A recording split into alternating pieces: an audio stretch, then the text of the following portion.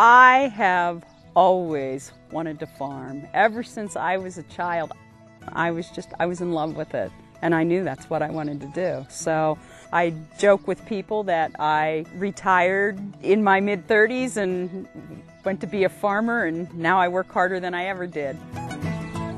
My name is Sandra Miller, and I'm from Cumberland County, Pennsylvania. I raise predominantly goats that were bred for meat.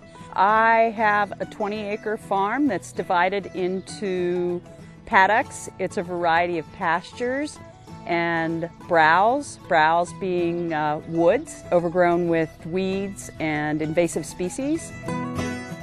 Goats are naturally browsers, and what I'm trying to do is I'm trying to apply rotational grazing methods to meat goats and browsing them through pastures that support a variety of species, including poison ivy, multiflora rose, pigweed, honeysuckle, things like that. Rotational browsing and grazing of small ruminants allows you to move your species from one area to the next, and when they defecate in one area and move on, they're not putting their faces back down on the ground with an infected pasture land and constantly battling parasites. Rotational grazing and browsing mimics the natural movements of a herd in the wild, so they're not always eating where they've been bedding down, defecating, urinating. Browsing and grazing are two different things. Grazing is when an animal puts its face down on the ground and eats mainly grass species. Browsing is common in goats and cervids like elk and deer, and they want to eat at shoulder level and above. They put their heads up and they eat woody shrubs, broadleaf plants called forbs, and trees.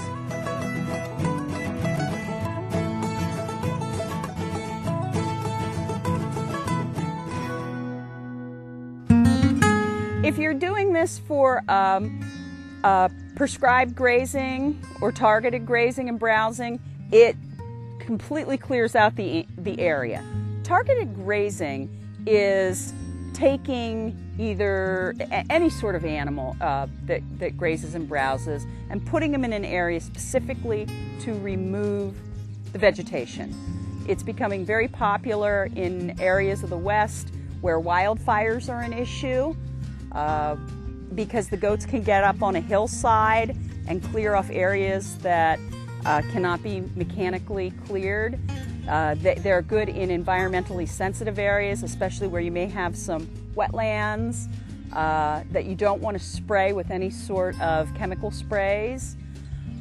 They work good in organic operations where you can go in and say, I have these invasive species in an area and I want them removed. And a lot of targeted grazers and browsers use tools such as electrified netting, so it's very portable. It's you can set it up to very specific areas in different shapes and sizes and concentrate where you want that vegetation removed.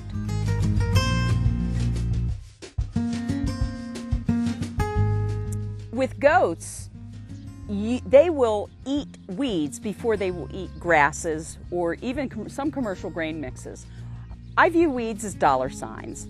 I have talked to many farmers over the years about how much money they spend on weed control, and I used to spend a lot of money on things like glyphosate and chemical herbicides when I did not own my own farm and I worked for somebody else. And if you have the goats eating the weeds, you're not paying for the chemicals to spray on them. You're not using your tractors, your sprayers, your time, petroleum products. And by putting goats out there that eat these high protein weeds like Poison ivy, for instance, can be as high as 26% in protein. A commercial goat feed is 16%.